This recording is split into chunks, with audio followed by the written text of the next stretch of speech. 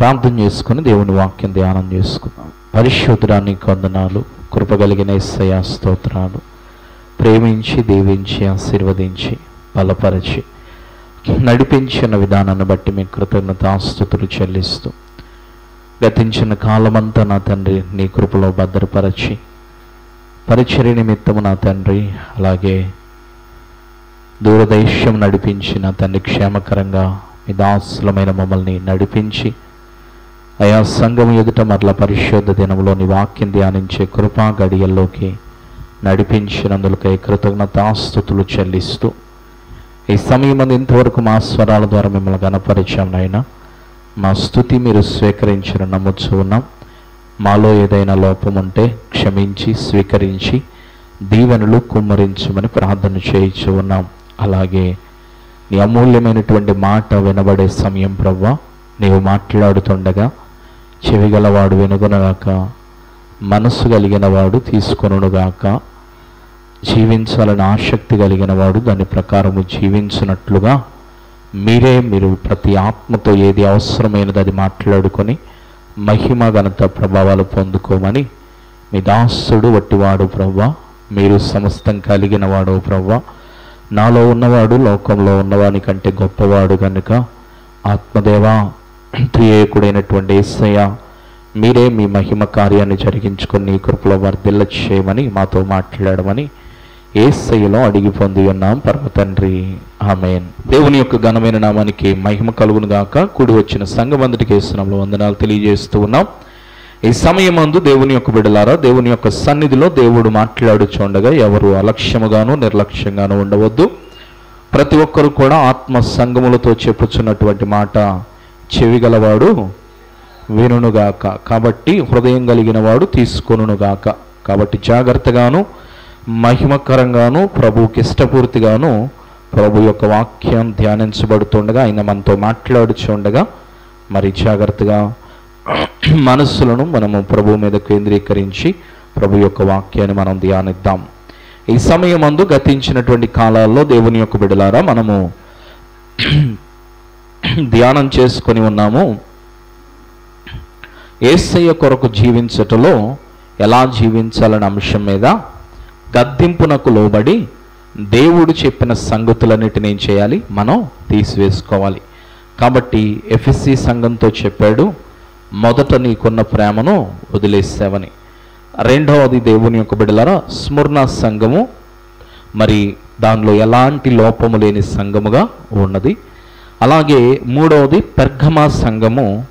పెర్గమా అంటే దేవుని యొక్క బిడ్డలారా బేలాము బోధలను ఉండనిచ్చుచు విగ్రహాలకు బలి అర్పించిన దాన్ని తినుచున్నటువంటి లక్షణాలు కలిగి ఉన్నటువంటిది. కాబట్టి మారు మనసు పొందితేనే కానీ నీవు, లేకపోతే నీ దీపస్తంభాన్ని ఏం చేస్తాను, ఆర్పేస్తాను, తీసేస్తానని దేవుడు సెలవిచ్చున్నాడు. అలాగే ఈ దినము దేవుని యొక్క బిడలారా 4వ సంఘము తూయా తైరా సంఘము. ఏంటి తోతైరా అంటాము, తూయా తైరా సంఘం. అది ఏం సంఘం? తూయా తైరా సంఘము. ఈ తూయా తైరా సంఘములో దేవుని యొక్క బిడ్డలారా మనము జ్ఞాపకం చేసుకున్నట్లయితే ఇప్పుడు ప్రస్తుతం ఉన్నటువంటి టర్కీ ప్రాంతం దగ్గర దేవుని యొక్క బిడ్డలారా ఏథెన్స్కు దగ్గరలో అకాషీర్ అనేటువంటి ఒక ప్రాంతం ఉంది. ఆ ప్రాంతమే ఈ తూయా తైరా సంఘము. ఈ తూయా తైరా అనగా అర్థం ఏంటంటే castle of the citrus trees, అంటే పులుపు చెట్ల యొక్క గూడై ఉన్నదంట. తూయా తైరా అంటే అర్థం ఏంటి? పులుపు చెట్ల యొక్క గూడు. అంటే ఆ ప్రాంతంలో ఎక్కువ అన్నీ కూడా ఏం దొరుకుతాయంటే పులుపు చెట్లు దొరుకుతాయంట. ఆ వాక్య భాగం అంతా చదివినప్పుడు నిజంగా దేవుని యొక్క బిడ్డలారా ఆ సంఘములో ఉన్న పులుపంతా దేవుడు ఆ సంఘానికి ఎత్తి చూపించాడు. దేవునికి స్తోత్రం కలుగును గాక. కాబట్టి సమయమందు దేవుని యొక్క బిడ్డలారా అందుకే ప్రభు అంటాడు, పులిసిన పిండి కొంచెము కలిసిన ఏమవుతుంది, ముద్దంతా పాడైపోతుంది.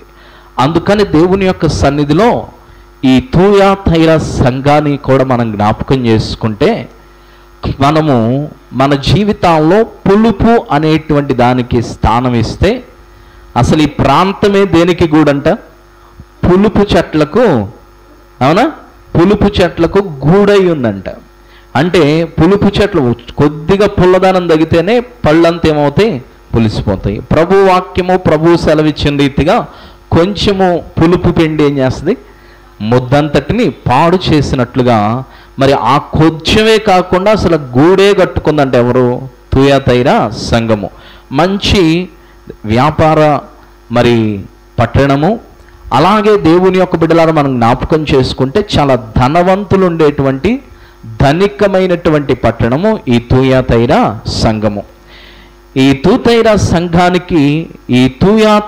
సంఘానికి దేవుని యొక్క బిడ్డలారా ఎవరు రాస్తున్నారు, ఎవరి మాటలు చెప్తున్నారంటే, మనము ముందుగా ఆయన ఎవరు అనేటువంటి విషయాన్ని చూస్తే చక్కగా అర్థమవుతున్నటువంటి విషయం ఏంటంటే 18వ వచనం నుండి, అగ్నిజ్వాలల వంటి కన్నులు గలవాడు. అంటే దేవుని యొక్క బిడ్డలారా, కాలే నిప్పును చూస్తే ఎలా ఉంటుంది చెప్పండి? కాలే నిప్పును చూస్తే ఆ కాలే నిప్పు భగభగలాడుతూ దానిలో ఎలాంటి మలినము కనపడకుండా ఉంటుంది. ఎలాంటి మలినము కూడా దాంట్లో కనబడదు. కాలే నిప్పును చూస్తే మరొక విషయం అర్థమవ్వాల్సిన విషయం ఏంటంటే, దానిలో ఉన్నటువంటి వ్యర్థమంతటిని కూడా బూడిద చేసేంత వరకు కూడా ఆ అగ్ని ఆరదు. అది మండేంతసేపు, ఎంతసేపు అయితే మండుతుందో అది వ్యర్థమంతటిని, పనికిరాని దానంతటిని ఏం చేస్తుంది? అది కాల్చేస్తుంది. తర్వాత మరి అగ్నిజ్వాలకు ఉన్నటువంటి గొప్పతనం ఏంటంటే, దేవుని యొక్క బిడ్డలారా, దానిలో ఒక ఖనిజాన్ని తీసుకొని మనం మండించడం ప్రారంభిస్తే ఆ మంటకున్న, ఆ జ్వాలకున్న లక్షణం ఏంటంటే, దానిలో ఎన్ని లోహాలైతే ఉన్నాయో అన్నిటిని వేరుపరుస్తుంది. అన్నిటిని ఏం చేస్తుంది? వేరుపరుస్తుంది. అలా బంగారం, ముడి బంగారం తీస్తారు, దాన్ని 7 మార్లు ఏం చేస్తారు? కాల్చినప్పుడు ఏమైంది? దానిలో ఉన్న రాగి, దానిలో ఉన్న ఇనుము, దానిలో ఉన్న అల్యూమినియం, దానిలో ఉన్నటువంటి ఎన్ని ఖనిజాలు మిక్స్ అయి ఉంటాయో అన్నిటినీ కూడా తీసి శుద్ధ సువర్ణం బయటకు రావడానికి అగ్నిజ్వాల ఉపయోగపడుతుంది. కాబట్టి ఈ లక్షణాలన్నీ కూడా ఆయన కళ్ళు ఎలాంటి అంట? ఆయన కళ్ళను ఈ అగ్నిజ్వాలలతో పోలుస్తూ ఉన్నాడు. ఇప్పుడు మనం చెప్పుకున్న లక్షణాలన్నీ ఎవరిలో ఉన్నాయి? ఆయనలో ఉన్నాయి. కాబట్టి ప్రతి వ్యర్థాన్ని తగులుబెట్టేవాడు, అలాగే ప్రతి విధమైనటువంటి మంచిదాన్ని బయటకు తీసుకొచ్చేవాడు, అలాగే దేవుని యొక్క బిడ్డలారా ప్రతి విధమైనటువంటి నీలో ఉన్న మంచి వాటిని విభజించి తెలియజేసేటువంటి అగ్నిజ్వాలల వంటి కన్నులు కలిగిన వాడు ఎవరు అంటే మన యేసయ్య అనేటువంటి విషయాన్ని తెలియజేస్తూ ఉన్నాం. కాబట్టి సమయమందు ఎవరు చెప్తున్నారంటే, నీలో ఉన్నటువంటి వ్యర్థాన్ని తీసివేయువాడు, నీలో ఉన్నటువంటి మంచిని వెలికి తీయువాడు, అలాగే నీలో ఉన్నటువంటి పరిశుద్ధతను తీసుకొచ్చేటువంటి దేవాతి దేవుడు, ఆయన కళ్ళే అలా ఉంటే ఆయన ఎలా ఉంటాడో మనం అర్థం చేసుకోవాలి. కాబట్టి అలాంటి పరిస్థితుల్లో ఆయన పేరేమని చెప్తున్నారు? అగ్నిజ్వాలల వంటి కన్నులు గలవాడు. ఈ అగ్నిజ్వాలల కన్నులు, ఇన్ని ప్రక్రియలు చేసే కన్నులు కలవాడు ఎవరిని చూస్తున్నాడు? ఇప్పుడు తుయతైరా సంఘాన్ని చూస్తున్నాడు. ఈ మాటలు ఈ దినం మనతో మాట్లాడుతున్నటువంటి ఆయన మనల్ని కూడా చూస్తూ ఉన్నాడు. దేవునికి స్తోత్రం కలుగునుగాక. అలాగే రెండో మాట ఏమన్నాడు చూడండి, అపరంజి పాదములు కలవాడు. ఏంటండి? అపరంజి పాదములు కలవాడు అంటే కన్ను దేనికి సాదృశ్యం అంటే చూసేదానికి సాదృశ్యం. కాబట్టి వ్యర్థాన్ని సహించే కన్ను కాదు ఆయనది. రెండవది, ఆయన కన్ను మంచి వాటిని మాత్రమే చూస్తుంది, వ్యర్థమైన వాటిని ఎంత మాత్రం చూడదు. మూడవది, ఆయన పరిశుద్ధం అంటే ఆయన చూపు ఎలా ఉందంటే పరిశుద్ధంగానే ఉంది. రెండవది, పాదాలు ఎలా ఉన్నాయంట? అపరంజి పాదాలు. అపరంజి అంటే బంగారము. ఏంటంటే ఇది అపరంజి అంటే బంగారం. అపరంజి పాదములంటే పాదాలు దేనికి సాదృశ్యం? క్రియలకు సాదృశ్యమై ఉన్నాయి. అవునా? అంటే ఈయన పాదాలు బంగారుమయము కాబట్టి ఈయన యొక్క జీవితము, ఈయన యొక్క క్రియలు భూమి మీద ఉన్నప్పుడు, పరలోకంలో ఉన్నప్పుడు, తండ్రి దగ్గర ఉన్నప్పుడు, భూమి మీద ఉన్నప్పుడు, ఆయన ఈ లోకంలో జీవించినప్పుడు, పరలోకంలో జీవించినప్పుడు, ప్రతి చోట ఈయన క్రియలు ఎలా ఉన్నాయంటే చాలా శుద్ధ సువర్ణం వలె ఉన్నాయి. దేవునికి స్తోత్రం కలుగును గాక. పరిశుద్ధమైన క్రియలు కలిగి ఉన్నాయి. అలాగే పరిశుద్ధత మాత్రమే కాదు, బంగారము రాయల్టీకి గుర్తు. దేనికి గుర్తండి?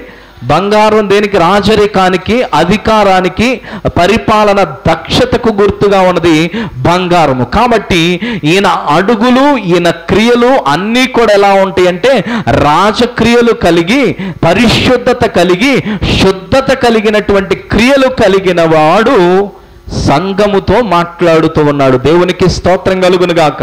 తూయాతైన సంఘాన్ని ఎవరు చూస్తున్నారు ఇప్పుడు? అవునా? పరిశుద్ధ చూపుతో మంచి వాటిని చూసేటువంటి, అవునా, చక్కని వ్యర్థాన్ని సహించినటువంటి కన్నులు కలిగినటువంటి, అగ్నిజ్వాలల కన్నులు కలిగిన ప్రభువు చూస్తున్నాడు. అలాగే రెండవది, రాజరికపు క్రియలు కలిగి రాజులాగా ఉండి, రాజయ్యి ఉండి, ఆ రాజరికాన్ని జరిగిస్తూ శాశ్వత రాజ్యాన్ని స్థాపిస్తున్నటువంటి ఆ మహా గొప్ప దేవుడు రాజువలే క్రియలు చేస్తూ అవి కూడా పరిశుద్ధమైన క్రియలు జరిగించినటువంటి రారాజు, బంగారు పాదములు క్రియలు కలిగినటువంటి రాజు తూయాతైర సంఘాన్ని చూసి మాట్లాడుతున్నాడు. అలాగే నీతో నాతో కూడా మాట్లాడుతున్నాడు. దేవునికి స్తోత్రం కలుగును గాక. మాట్లాడుతూ ఏమని చెప్తున్నాడు చూడండి దేవుని యొక్క బిడ్డలారా. ఈ సమయం ముందు జ్ఞాపకం చేసుకున్నట్లయితే ఏమంటున్నాడు? నీ క్రియలు ఇప్పుడు మనసులో పెట్టుకోండి. ఎవరు మాట్లాడుతున్నారు? పరిశుద్ధమైన దేవుడు, పరిశుద్ధ చూపు కలిగి, అవునా, పరిశుద్ధ క్రియలు కలిగినటువంటి రాజు మాట్లాడుతున్నటువంటి మాటలు. దేవునికి స్తోత్రం కలుగును గాక. కాబట్టి ఇప్పుడు హృదయంలో ఏమి నిండితే బయటకి అది వచ్చింది. అవునా? మన కన్ను ఎలా ఉంటే, అవునా, నీ కన్ను తేటగా ఉంటే దేహం అంతా ఎలా ఉంటుంది? తేటగానే వెలుగుమయంగా ఉంటుంది అన్నాడు. అవునా? కాబట్టి నీ హృదయం, నీ పాదాలు, నీ నడవడిక, నీ క్రియలు అలా ఉంటే అలాగే నీవు ఎదుటి వారిని కూడా అలా క్రియల్లోనే చూస్తూ ఉంటావు. కాబట్టి ఇప్పుడు దేవుడు ఎలాంటి దేవుడు చూస్తున్నాడు? అవునా? ఈయన తేటగా ఉన్నటువంటి కన్నులు కలిగిన వాడు, అవి కూడా అగ్నిజ్వాలల వంటి కన్నులు కలిగిన వాడు. అలాగే దేవుని యొక్క బిడ్డలారా, అపరంజి వంటి పాదాలు కలిగిన వాడు సంఘాన్ని చూస్తూ ఉన్నాడు. దేవునికి స్తోత్రం కలుగును గాక. దేవుని యొక్క బిడ్డలారా, నీ దేవుడు, నా దేవుడు, మనం ఆరాధించే దేవుడు అల్లాటప్ప దేవుడు కాదు. లేకపోతే మనుషులు ప్రేరేపిస్తే మాట్లాడే దేవుడు కాదు. లేకపోతే మనుషులు రికమెండేషన్ చేస్తే పడిపోయే దేవుడు కాదు. లేకపోతే మనుషులందరూ ఇలా చేద్దాం అనుకుంటే మీరందరూ కలిశారు గయ్యా, మీరందరిది ఒక మాటే కాబట్టి నా మాట కూడా మీ మాట ఇద్దని మనిషిలాగా మార్చుకునే దేవుడు కాడు. దేవునికి స్తోత్రం కలుగును గాక.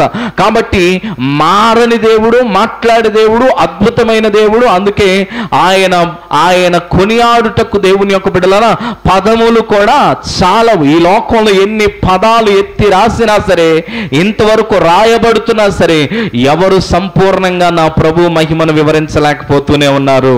దేవునికి స్తోత్రం కలుగును గాక.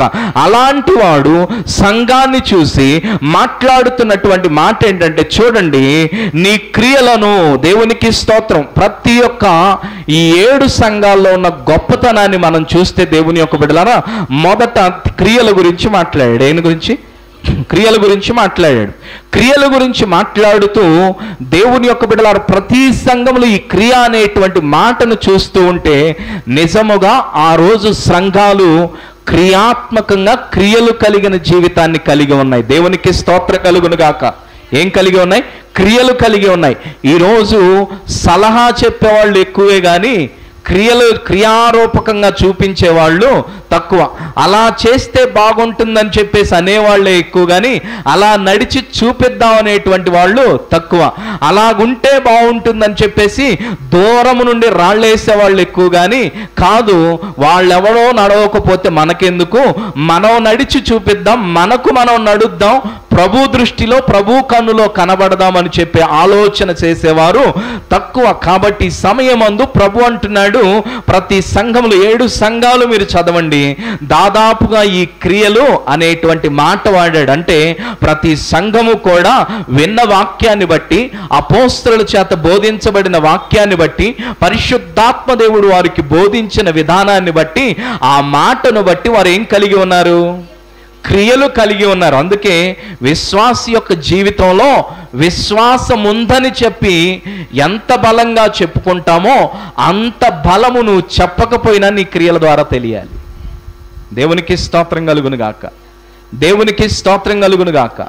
దేవుని యొక్క సన్నిధిలో దేవుని యొక్క బిడ్డలారా, ఎవరో మన గురించి మన విశ్వాసం అని, మన ద్వారా కార్యాలు జరుగుతాయని అని చెప్పుకోవలసినటువంటి అవసరం లేదు. ఎవరన్నా మన కొరకు సర్టిఫై చేయాల్సిన అవసరం లేదు. దేవునికి స్తోత్రం కలుగును గాక. వెళ్ళే ముందు ప్రార్థన చేసి దేవుని యొక్క సన్నిధిలో, దేవుని ఒక లక్ష్మి అనే బిడ్డ నా దగ్గరకు వచ్చి ప్రార్థన చేసుకుంది, మా అత్తగారికి సీరియస్గా ఉందండి, మరి ప్రార్థన చేయండి అన్న, మా వల్ల కాదు, గుంటూరులో అన్నారు, విజయవాడ తీసుకెళ్ళమన్నారంటే, సరేమ్మా ప్రార్థన చేద్దాం, ప్రభువే కార్యం చేస్తాడులే అని చెప్పేసి అంటే ప్రార్థన చేసి దేవుని యొక్క సన్నిధిలో విశ్వాసం ఉంచమ్మా, నేను విశ్వాసంతో ప్రార్థన చేస్తానని ప్రార్థన చేసిన తర్వాత మరలా తెల్లవారి సిద్ధపాటు కూడికి వచ్చి, అన్న బాగుంది, ఆ రాత్రి తగ్గిపోయింది, క్షేమకరంగా ఇంటికి వచ్చింది. దేవునికి స్తోత్రం కలుగును గాక.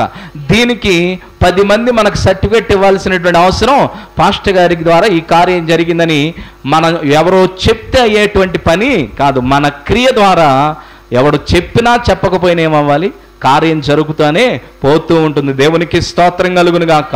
అద్భుత కార్యాలు, ఆశ్చర్య కార్యాలు దేవుడు జరిగిస్తూనే ఉంటాడు. 3 రోజులు అజల్యా ఉన్నాడు కదా, వాళ్ళ ఇంట్లో 3 రోజులు ఉపవాస ప్రార్థన పెట్టుకున్నారు. వారు ఒక చిన్న ప్రార్థన అవసరత పెట్టారు మా ముందు. పెట్టిన తర్వాత ప్రార్థన చేసి 3 రోజులు అయిపోయింది. చక్క రాత్రి నేను ప్రయాణం నుంచి ఇంటికి వచ్చిన తర్వాత రాత్రి కూర్చొని ఉంటే, పాస్టర్ గారు మొన్న ప్రార్థన చేశాం కదా, ఆ అమ్మాయికి వారికి గర్భం కూడా ధరించబడ్డారని చెప్పేసి బిడ్డ సెలవు ఇచ్చాడు. దేవునికి స్తోత్రం కలుగును గాక. కాబట్టి విశ్వాసంతో మనం ఎప్పుడైతే క్రియాత్మకంగా చూపించాలి అంటే, అది ఎవరు దేవుని కొరకు జీవించగలిగితే దేవుడే చూపిస్తాడు. దేవునికి స్తోత్రం కలుగును గాక. కాబట్టి సమయమందు దేవుని యొక్క బిడ్డలారా, క్రియలు లేకుండా విశ్వాసం ఉందని చెప్పుకుంటే అది నీవు చెప్పుకున్నంత దాన్ని ఏమంటారు, అది గణగణలాడు కంచువలే ఉంటావు తప్ప ఏదో గలగల డబ్బాలేసి కొట్టినట్టే ఉంటుంది. కానీ దేవుని యొక్క బిడ్డలారా, 10 మంది కలిసి లేపి లేపి లేపి లేపి నుంచోబెట్టినంత మాత్రాన రేపు దేవుడు సర్టిఫికెట్ ఇచ్చేటప్పుడు ఎవడి వల్ల, దేవునికి స్తోత్రం కలుగును గాక.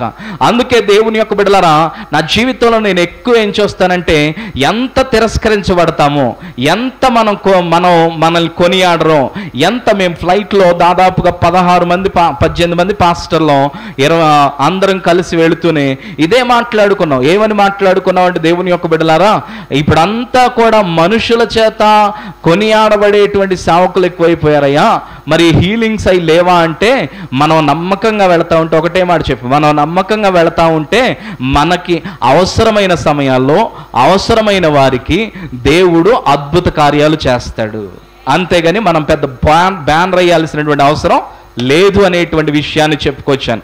కాబట్టి దేవుని యొక్క బిడ్డలారా, నీ విశ్వాసం బలము కలిగినదై నీ యొక్క ఆ బలమైనటువంటి విశ్వాసాన్ని చూపించాలి అంటే అది ఎలా చూపించబడాలి అంటే క్రియమూలకంగా చూపించబడాలి. కాబట్టి ప్రతి సంఘం ఎలా ఉంది, 7 సంఘాలు కూడా ఏం కలిగి ఉన్నాయి, క్రియలు కలిగి ఉన్నాయి. అందుకే క్రియలు ఉన్నాయి కాబట్టే మెత్తగా, సున్నితంగా, ఆత్మదేవుడు హెచ్చరిస్తూ మిగిలిన కొన్ని విషయాలు ఉన్నాయ్యా, అవి తీసేసుకుంటే బాగుంటుందని చెప్తున్నాడు. దేవునికి స్తోత్రం కలుగును గాక. ఈరోజు కూడా నీతో నాతో కూడా మాట్లాడడానికి కాస్తో కోస్తో దేవుని యొక్క ప్రేమలో నిన్ను చూస్తున్నాడు కాబట్టి, ఏదో ఒక చిన్న క్రియ నీలో చూసి ఉంటాడు కాబట్టి నీతో ప్రేమతో హెచ్చరిస్తూ ఉన్నాడు ఆయన. దీన్ని కూడా నువ్వు దేవుని యొక్క బిడ్డలారా కఠినంగా తీసుకుంటే నీ జీవితంలో రేపు ఆయన కఠినమైపోయి కఠిన హృదయం ఆయన మార్చుకున్నప్పుడు దేవుని యొక్క బిడ్డలారా దేవుని యొక్క సన్నిధిలో మనం నిలబడలేం. కాబట్టి దేవుని యొక్క సన్నిధిలో ఈ సంఘానికి ఏముందంట? ఈ సంఘానికి క్రియలు ఉన్నాయి. తర్వాత ఏమన్నాడు? నీ ప్రేమ. దేవునికి స్తోత్రం కలుగును గాక. క్రియ ఎంత ప్రాముఖ్యమైందో దానితో పాటు దేవుని యొక్క బిడ్డలారా ప్రేమ కలిగి ఉంటాం. కొంతమంది క్రియ చేస్తారు, కొంతమంది ఏం చేస్తారు? క్రియ చేస్తారు, కానీ క్రియలో ఏముండదు? ప్రేమ ఉండదు. దేవునికి స్తోత్రం కలుగును గాక. అవునా? ఇంట్లో గనక భర్త మీద అలిగామనుకోండి, ఏం చేస్తారు? తిను అని చెప్పి ఏం చేస్తాం? ప్లేట్లో అన్నం పెట్టి విసిరేస్తాం. లేకపోతే భార్య మీద అలిగామనుకో, తీసుకో డబ్బులు, ఇదిగో ఇయ్యగా నువ్వు కోరుకునేది అంటాం. అవునా? కాబట్టి ఇలా విసిరేస్తూ ఉంటాం, అంటే ప్రేమ లేని క్రియలు. కాబట్టి ఈ సంఘానికి ఏముందంట? తూయాతైరా సంఘానికి క్రియలు ఉన్నాయి. క్రియలతో పాటు ఏముంది? ప్రేమ ఉంది. ఇంగ్లీష్లో ఈ మాటను చూసినప్పుడు యూ హ్యావ్ ఎ చారిటీ అని రాశారు. అంటే ప్రేమపూర్వకంగా ఇచ్చేటువంటి లేకపోతే ప్రేమను పంచే అలవాటు ఎవరికి ఉందంట? ఈ సంఘానికి ఉందంట. చాలామంది దేవుణ్ణి ఆరాధిస్తారు, చాలామంది ప్రభు దగ్గరకు వస్తారు, చాలామంది ఆదివారం ప్రార్థనలో ఉంటారు, చాలామంది కానుకలు ఇస్తారు, చాలామంది పాస్టర్ గారి ఇంటికి వస్తే చాలా గౌరవిస్తారు. కానీ చాలాసార్లు మనసులో ఎలా ఉంటుందంటే ఇవన్నీ చేసేటప్పుడు వచ్చాడు, ఇవ్వాలి, చెయ్యాలి, పోవాలి, కావాలి, సంఘము క్రమము, రమ్మంటారు, రాకపోతే ఎవరే అంటారు అనేటువంటి ఉద్దేశంలో చేస్తారు. కానీ దేవుణ్ణి ప్రేమిస్తూ నీ తోటి వారిని కూడా ప్రేమిస్తూ దేవుని ప్రేమను నీతో పాటు ఇతరులతో పంచుకుంటూ వెళ్ళినప్పుడే నిజమైన ప్రేమ కలిగి ఉన్నట్టు. దేవునికి స్తోత్రం కలుగును గాక. కాబట్టి ఊరక దేవుని యొక్క బిడ్డలారా మనసు ఒక చోటను మనం ఒక చోట ఉంటే కార్యాలు జరగవు. అలాగే ప్రేమ ఒక చోటను హృదయం ఒక చోట ఉంటే కార్యాలు జరగవు. అలాగే దేవుని యొక్క బిడ్డలారా దాని ఏమంటారు, శరీరం ఒక చోటను హృదయం ఏమో ఇంకో చోట పరితపిస్తా ఉంటే దేవుని యొక్క సన్నిధిలో దేవుడు చూచినప్పుడు నువ్వు త్రాసులో ఏమైపోతావంటే తేలిపోయే విధంగా ఉంటావు. కాబట్టి దేవుని యొక్క సన్నిధిలో ఈ సంఘానికి ఏముంది? ఈ తూయాతైరా సంఘానికి ఏముంది? ప్రేమ ఉంది. దేవునికి స్తోత్రం కలుగును గాక. అలాగే ఆ ప్రేమను లవ్ అని రాయాలి, కానీ ఇంగ్లీష్లో చారిటీ అని రాస్తారు. అంటే చారిటీ అంటే ఏంటి అర్థం? చారిటీ అంటే ఏంటి?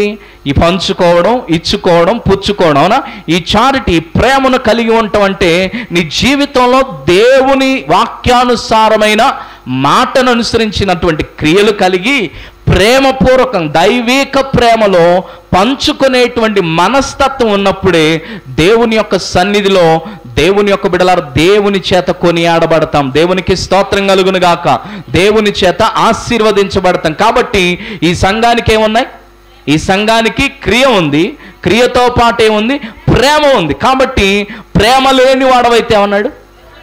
ప్రేమ లేని వాడవైతే వ్యర్థుడవే. అవునా? ఇంకో విషయం ఏం చెప్పాడు? యాకోబు అంటాడు, క్రియలేని విశ్వాసము మృతము. కాబట్టి క్రియలేని విశ్వాసం మృతము, అలాగే నీలో ప్రేమ లేని భక్తి కూడా వ్యర్థమే. కాబట్టి ఈ రెండూ కూడా చాలా ప్రాముఖ్యము. క్రియ ఉండాలి, అలాగే నీ విశ్వాసము జీవించేదై ఉండాలి. అంటే నీ విశ్వాసముతో పాటు నీవు విశ్వాసిగా బ్రతకాలి అంటే నీ జీవితంలో ఏముండాలో తెలుసా? ప్రేమ ఉండాలి. దేవునికి స్తోత్రం కలుగును గాక. క్రియ ఉండాలి. క్రియ మూలంగా విశ్వాసము జీవించేదిగా ఉంటుంది. విశ్వాసం జీవించేదిగా ఉన్నప్పుడు నీలో ఏం పొంగి పొర్లుతుంది? ప్రేమ పొంగి పొర్లుతుంది. దేవునికి స్తోత్రం కలుగును గాక. దేవునికి స్తోత్రం కలుగును గాక. కాబట్టి దేవుని యొక్క సన్నిధిలో మరొక మాట చూడండి, ఏమన్నాడు? నీ యొక్క ప్రేమను అన్నాడు. తర్వాత ఏమన్నాడు? నీ విశ్వాసమును. దేవునికి స్తోత్రం కలుగును గాక. ఏమన్నాడు? దేవునికి ఇష్టలమై ఉండాలి అంటే ఏముండాలి? దేవునికి ఇష్టలమై ఉండాలంటే ఏముండాలి? విశ్వాసం ఉండాలి. ఒకటి క్రియ ఉండాలి. క్రియ అంటే నీ విశ్వాసము జీవింపచేసేది క్రియ. లేకపోతే నీవు జీవించే విశ్వాసాన్ని కలిగి ఉన్నావని నిన్ను నిరూపించేది ఏంటంటే క్రియలు. రెండవది ఏంటి? ప్రేమ. అంటే ప్రేమ లేకుండా ఉంటే నువ్వు వ్యర్థమైపోకుండా చక్కగా నీ భక్తి, నీ యొక్క సమస్తము కూడా, నీ భక్తి జీవితము, నీ ఆరాధన జీవితము, నీ ఆత్మీయ జీవితము వ్యర్థము కాకుండా పోవాలి అంటే నీవు ప్రేమ కలిగిన వాడవై ఉండాలి. అలాగే దేవునికి నీవు క్రియలు కలిగి నీ విశ్వాసము జీవించుచున్నదై ప్రేమ కలిగి వ్యర్థము కాకుండా అన్నీ సార్థకం చేసుకుంటూ నీవు దేవుని యొక్క సన్నిధిలో, దేవుని యొక్క బిడ్డలారా, దేవునికి ఇష్టడై ఉండడానికి క్రియలతో కూడిన ప్రేమ కలిగిన విశ్వాసము నీలో ఉండాలి. అప్పుడు దేవునికి ఏమవుతాం? ఇష్టలమవుతాం. దేవునికి స్తోత్రం కలుగును గాక. ఈ దినాల్లో ఆరాధించే వాళ్ళు చాలా మంది కూడా ఎలా ఆరాధిస్తున్నారంటే, దేవుని యొక్క బిడ్డలారా, ఎవరినో ఇష్టపడి ఆరాధిస్తున్నారు. ఎవరినో దేవుని యొక్క బిడ్డలారా, కొంతమంది చర్చిని ఇష్టపడేవాళ్ళు, కొంతమంది దేవుని యొక్క బిడ్డలారా మనుషుల్ని ఇష్టపడేవాళ్ళు, కొంతమంది పదవులను ఇష్టపడేవాళ్ళు, కొంతమంది డబ్బుని ఇష్టపడేవాళ్ళు, కొంతమంది వ్యక్తులను ఇష్టపడేవాళ్ళు, కొంతమంది డినామినేషన్స్ ఇష్టపడేవాళ్ళు, కొంతమంది బోధనలను ఇష్టపడేవాళ్ళు, కొంతమంది మా నాయకులను ఇష్టపడి ఆరాధించేవారు ఎక్కువైపోతా ఉన్నారు. అలా కాదు, నీవు దేవునికి ఇష్టడవై ఉండాలి అంటే దేవుణ్ణి ప్రేమించుచు దేవుని యందు విశ్వాసం కలిగి జీవించేవాడవై నీవు ఉండాలి. కాబట్టి తూయాతైరా సంఘానికి ఏముందండి చెప్పాలి, విశ్వాసం కూడా ఉంది. అలాగే తర్వాత చూద్దాం ఏమంటున్నాడు, నీ పరిచర్య. ఏమంటున్నాడండి మరొకటి, పరిచర్య. దేవునికి స్తోత్రం కలుగునుగాక, దేవునికి స్తోత్రం కలుగునుగా. కాబట్టి మొదటిది ఏమన్నాడు, నీ క్రియలు, రెండవది నీ ప్రేమ, మూడవది విశ్వాసము, అలాగే నాలుగవది నీ పరిచర్య. దేవునికి స్తోత్రం కలుగునుగాక. క్రియలు ఉన్నవాడు ప్రేమ కలిగి ఉంటాడు,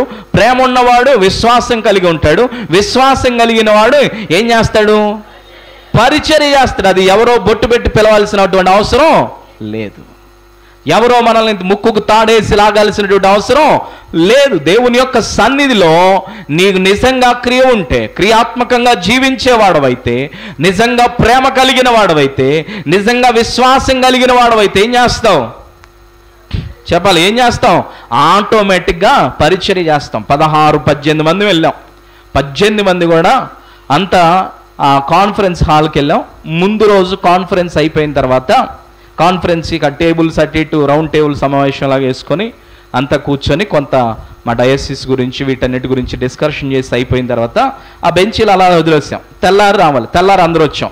అందరూ పాస్టర్లు, ఎవరో తగ్గే ప్రసక్తి లేదు. ఎందుకంటే పాస్టర్లు కాబట్టి అందరూ ఎలా నుంచుంటారు, ప్రైజ్ లార్డ్ అయ్యగారు రండి అంటే కూర్చోమని సీట్ ఇస్తే కూర్చుంటారు కాబట్టి అందరు నుంచున్నారు. ఎవరు పరిచర్య చేయాలి ఇప్పుడు, అందరు నుంచొని చూస్తున్నాడు. బిషప్ గారేమో ఎవరు చేస్తారు అన్నాడు చూస్తున్నాడు. ఆయన చెప్పలేక సేవకులు కదా, సరే అని చూస్తుంటే ఏం చేశాను, బైబిల్ పక్కన పెట్టేసి బెంచీలు మొత్తం 15-20 బెంచీలు ఉంటే వేసి పడేశాను.